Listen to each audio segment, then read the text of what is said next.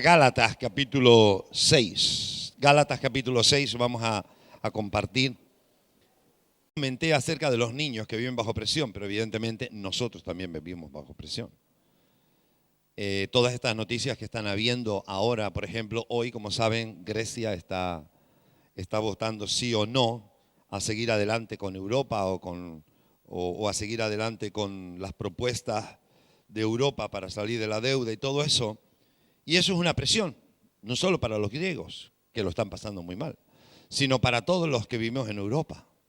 Pero esa se suma a otro montón de presiones que tenemos, ¿verdad? Presiones a veces muy cercanas, la familia, hijos desobedientes, padres que no se llevan bien, traiciones de gente muy cercana, cosas que vivimos en nuestra propia carne, muy de cerca, otras que nos pillan de lejos, de rebote, ¿verdad? Que no estamos de acuerdo con las políticas, que me están subiendo los impuestos o amenazan subir impuestos. Y todo este tipo de presiones nos hace vivir constantemente en tensión. En medio de todo eso el cristiano tiene que caminar.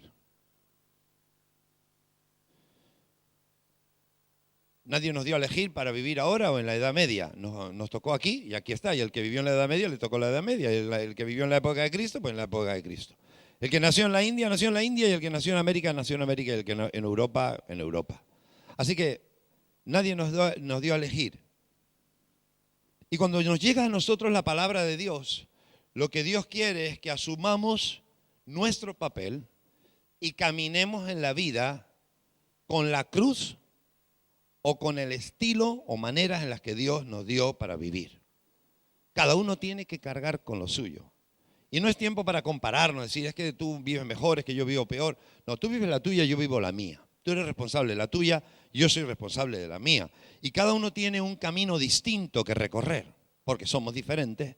Dios tiene para cada uno planes diferentes y entonces tenemos que pelear por cada uno por nuestro plan.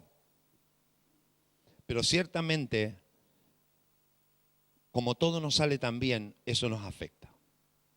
Y por eso en este texto, en el versículo 9, dice, no nos cansemos. Diga conmigo, no nos cansemos.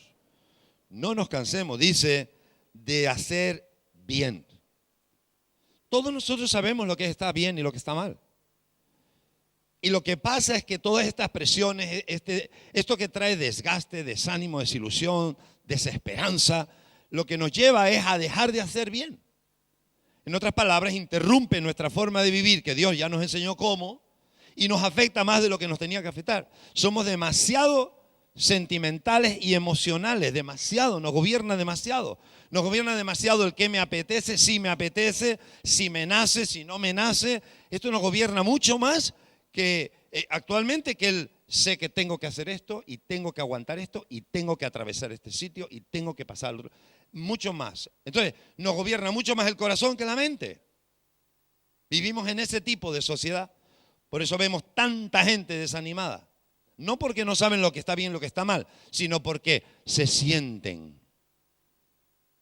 Y se sienten mal.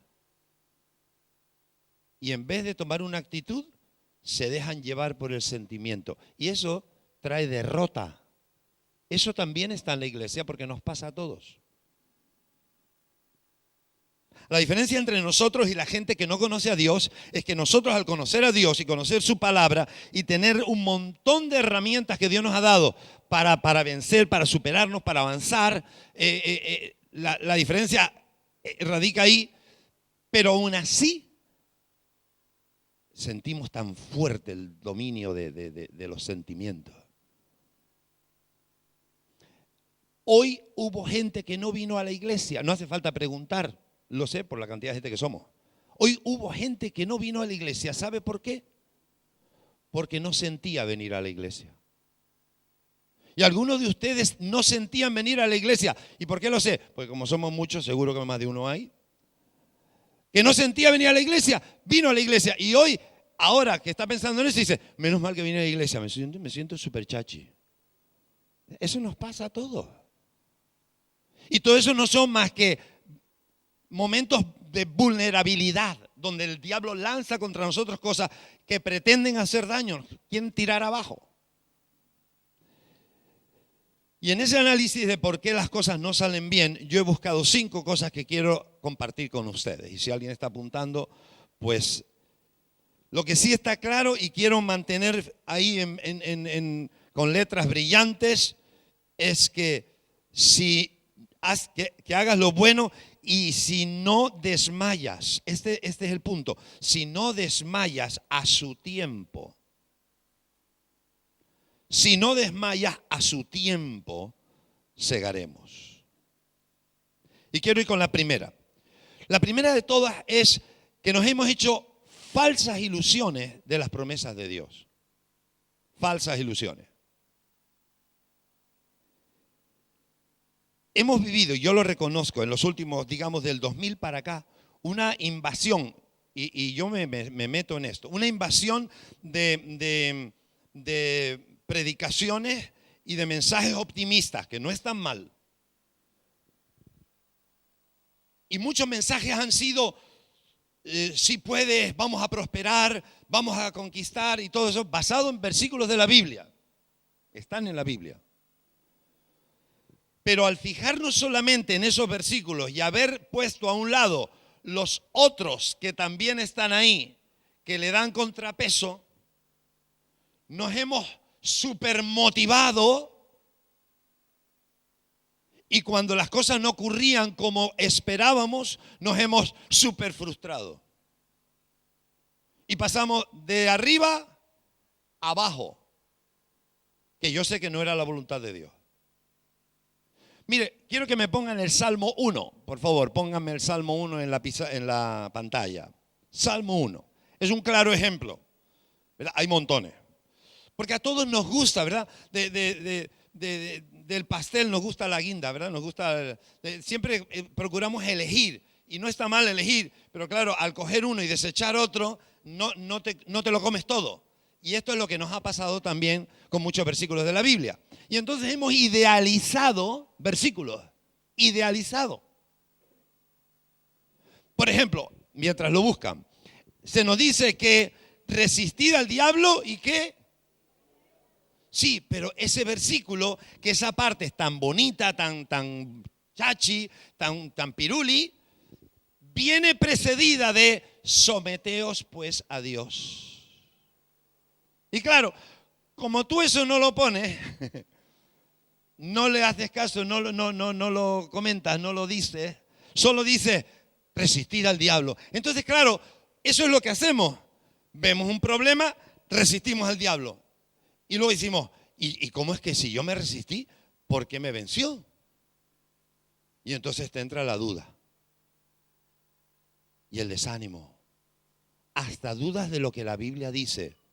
No, lo que pasó es que pasaste por alto las primeras palabras de ese mismo texto. Someteos pues a Dios. Entonces el secreto de resistir al diablo y de tener fuerza resistiendo lo que el diablo quiere hacer contra mí, no está en mí, en ponerme resistente. No, está en que me someto a Dios. Entonces al someterme a Dios, de verdad, entonces resisto al diablo y huirá de mí. Miren, por ejemplo, este texto. Dice, bienaventurado el varón que no anduvo en consejo de malos, ni estuvo en camino de pecadores, ni en silla de escarnecedores, se ha sentado, sino que en la ley de Jehová está su delicia, en su ley medita de día y de noche. Será como árbol plantado junto a corrientes de agua que da su fruto en su tiempo, su hoja no cae y todo lo que hace prosperará. Hasta aquí. ¿Cuál es la parte que más le gusta a usted de este versículo? Claro, y todo lo que hace prosperará. Es la parte más bonita. ¿Cuántos están de acuerdo conmigo? Claro. Entonces, ¿qué es lo que nos aprendemos rápido? Eso. Y cuando queremos enfrentar un proyecto, cuando queremos hacer algo que necesitamos un texto bíblico que nos dé un impulsito, entonces nos acordamos de este. Y dice, sí, porque la Biblia dice que todo lo que yo haga prosperará. Y entonces nos entusiasmamos con eso. Y se lo decimos al otro y el otro se lo aprende y el otro se lo dice al otro y nos animamos unos a otros y estamos todos con un subidón. Porque todo lo que yo haga prosperará. ¿Por qué? Porque soy cristiano. No, eso no dice la Biblia. Entonces volvemos otra vez al versículo 1.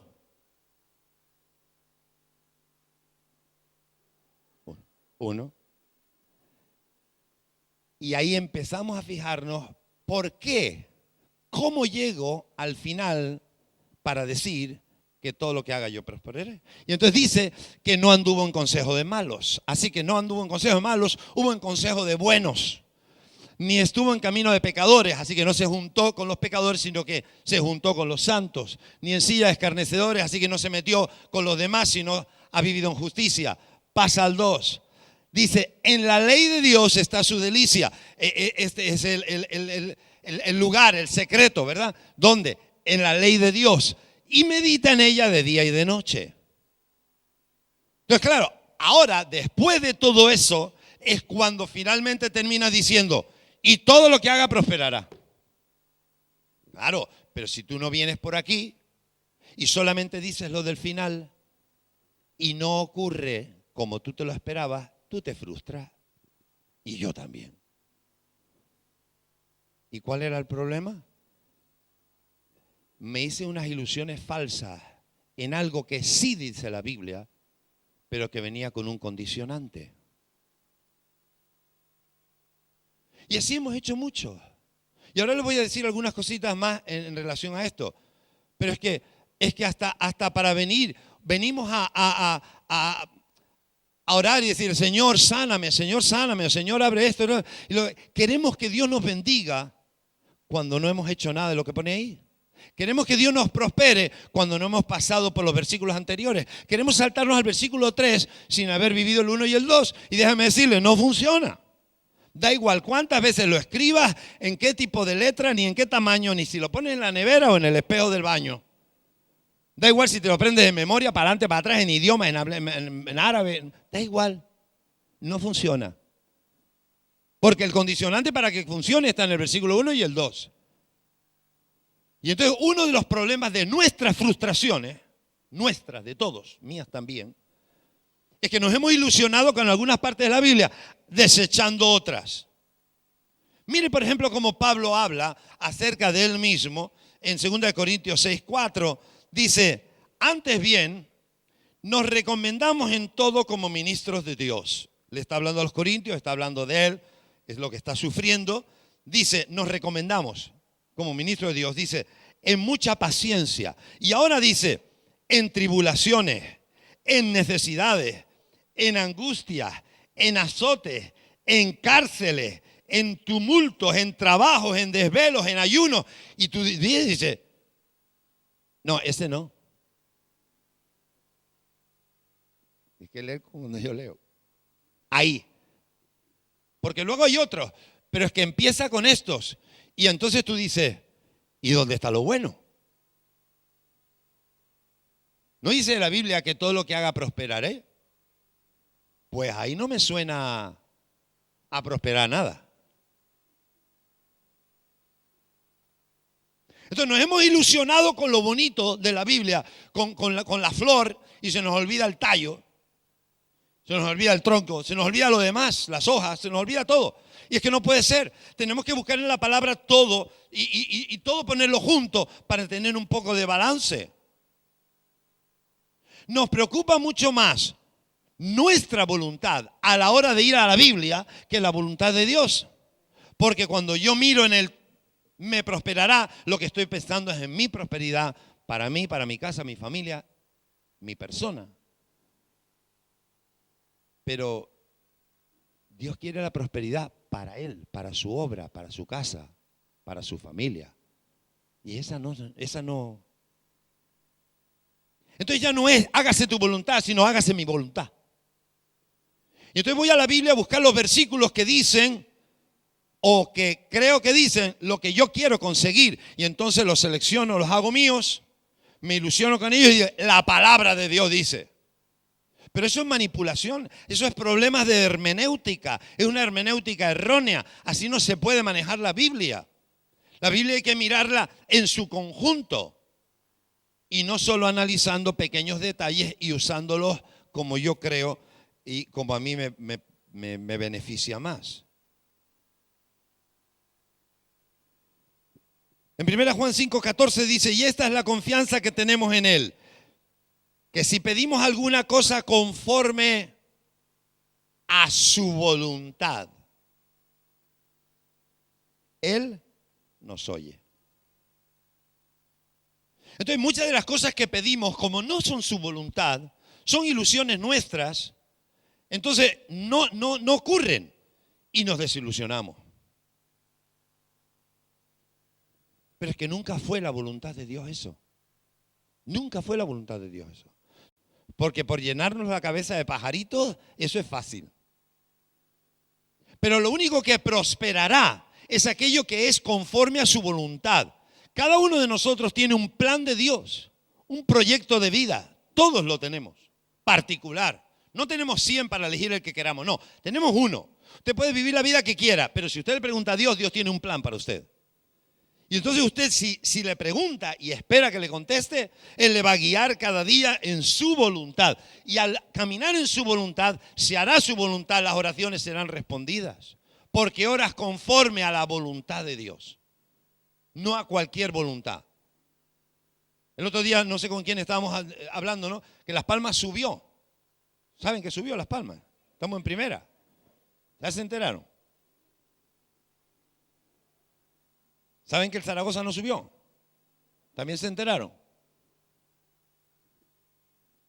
Había gente orando para que Las Palmas subiera, lo cual no me extraña.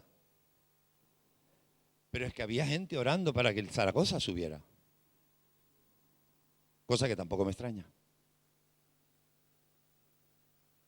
Y entonces, ¿qué pasa? ¿Que Dios oyó a los de Las Palmas y no oyó a los de Zaragoza? ¿Usted sabe los conflictos que tiene el Señor en el cielo? Los turistas pidiendo sol. Y el que está esperando las últimas lluvias para acabar papas luego, está pidiendo agua. En el cielo hay un lío.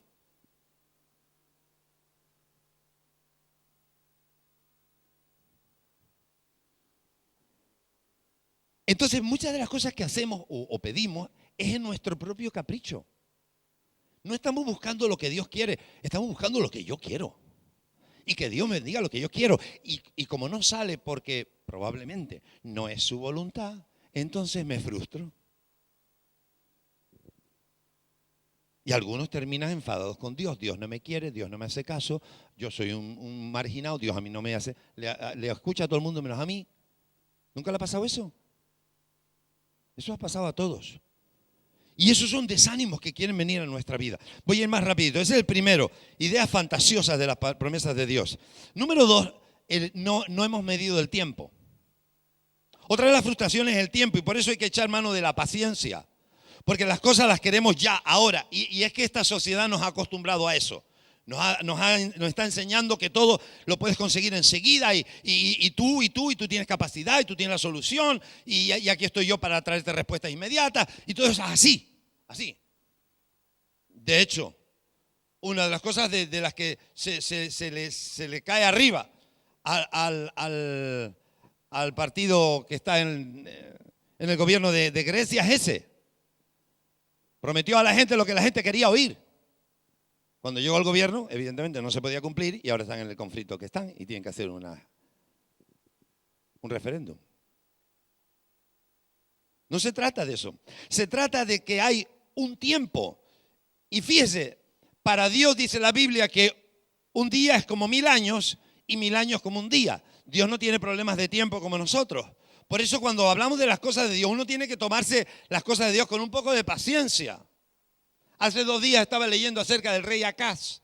El rey Acaz era malo, pero en un momento en que iba a ser conquistado por un par de reinos, viene Isaías y le dice a Isaías, Dios ha dicho que no te van a conquistar. Y dice así, y habló también Dios a Acaz diciéndole, pide para ti una señal de Dios, de Jehová tu Dios, demandándola ya sea de abajo en lo profundo o de arriba en lo alto. En otras palabras, pídeme una señal para que te quedes tranquilo que yo les voy a proteger a ustedes y ese ejército tan grande no les va a conquistar. Dios mismo. Y entonces Acaz, que no era bueno, pero en este momento andaba con mucho temor de Dios. Dice, no pediré ni tentaré a Dios. Dijo entonces Isaías, oíd ahora, casa de David, ¿os es poco el ser molestos a los hombres, sino que también lo seáis a mi Dios? Por tanto, el Señor mismo os dará señal. Entonces, él no quiso señal y Dios dice, bueno, pues te la voy a dar yo. Pero mire cuál fue la señal. Dice, he aquí que la Virgen concebirá y dará a luz un hijo y llamará su nombre Emmanuel. ¿Sabe cuándo se cumplió esto? 600 años después. O sea, le dice, te voy a dar una señal para que te quedes tranquilo, para que sepas que ese ejército no te va a conquistar, relájate. Y él dice, no, yo no quiero tentar a Dios, en fin. Con lo cual ya estaba desobedeciendo otra vez, pero bueno, no quiero tentar a Dios. Dice, bueno, pues entonces te la voy a dar yo. Concepto de tiempo, te la voy a dar yo. Mira, una virgen concebirá hijo y será su nombre Emmanuel. Y él acá se quedaría como diciendo, ¿y? Y eso ocurrió 600 años después. No, el tiempo de Dios no es el tiempo tuyo, ni es el tiempo mío. Cuando yo oro en la voluntad de Dios, tengo que estar dándole la oportunidad a Dios de que se tome su tiempo, no de imponerle el mío. Entonces, oro, lo pongo a sus pies y descanso, pero no le impongo nada. Es que hemos medido el tiempo mal, porque nos hemos acostumbrado a que todo sea ya. Y escúcheme, Dios tiene propósito. Dios tiene un sentido. Por eso tengo que reenfocar. ¿Cómo era el texto al principio que estamos leyendo el versículo 9? Dice, no nos cansemos pues de hacer el bien, porque a su tiempo, diga conmigo, tiempo. No nos cansemos de hacer bien, porque a su tiempo. No es el tiempo tuyo, es su tiempo, el tiempo que en la voluntad de Dios eso tiene que ocurrir. Por eso yo oro por avivamiento, pero será en su tiempo. Algunos están buscando trabajo y ya se han dado cuenta que será en su tiempo, porque no lo encuentran. Todo no ocurre cuando yo quiero y eso trae frustración, pero trae frustración por mi concepto de tiempo. Yo no tengo que andar así, yo tengo que traer las cosas delante de Dios y entonces confío en que en su tiempo Él lo va a hacer.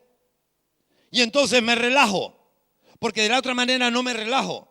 Ando en la tensión, será hoy, será mañana. ¿Y por qué no lo hace? Y algo hice mal o algo pasó. ¿Y quién estará ahí? Y alguien me está fastidiando y alguien estará orando con él. Y empieza todo un rollo. No, tú oras, lo pones en las manos de Dios y en su tiempo. Tu parte es seguir haciendo el bien sin cansarte. Lo malo es que al ver que no se solucionan las cosas, te cansas. Y al cansarte, dejas de hacer lo bueno. Y entonces paraste. Ese desarrollo del milagro para ti, lo paraste porque dejaste de orar, dejaste de hacer lo bueno. Otro rapidito, y este es muy fácil de entender, es vivir en pecado. Perdóneme, tiene que ver mucho con lo que cantamos o antes estuvimos hablando mientras cantábamos. Dios no mima al consentido. Dios no mima a los consentidos. Dios tiene hijos, no mimados. Porque dice la Biblia que Dios al que ama, disciplina. ¿Por qué? Porque quiere que sea mejor. Igual que un padre disciplina a sus hijos porque quiere que su hijo sea mejor. Porque si no lo disciplina, le sale de cualquier manera y de eso tenemos muchos ejemplos en nuestra sociedad. Entonces, el pecado, vivo en pecado, pero le pido a Dios. Entonces viene un montón de gente y yo digo, a ver, pasen todos los que quieren ser sanados. Entonces pasan todos un montón de gente aquí. Oramos y no se sana nadie, sana uno o dos. Y el primer frustrado soy yo. Claro, porque yo confío que la palabra dice que oremos por los enfermos, serán sanados y no veo que se sanen mucho. Pero yo ya aprendí hace tiempo. Mi parte no es juzgar, mi parte es orar. Porque entre todos los que pasan, muchos viven mal. y Dios no los va a honrar. La pena es que como pasan adelante y no se sanan y nadie sabe qué es lo que está pasando en sus vidas, porque nadie lo sabe, solo lo sabe Dios, el testimonio de Dios queda mal, porque parece que Dios no sana. El problema no es ese, el problema es el pecado. Que vives en pecado y vienes para que el Señor te... ¿Cómo puede ser eso? ¿Sabe lo que trae eso? Confusión a la iglesia. Porque terminamos pensando que la palabra de Dios no se cumple. No, la palabra de Dios se cumple. El problema es lo que interrumpe que se cumpla su palabra. Y Dios no va a honrar, por mucho que vengas y mucho que grites y mucha ofrenda que traigas, Dios no va a honrar el pecado en el que tú vives, pasándote la mano por encima. Por eso tenemos que tener mucho cuidado.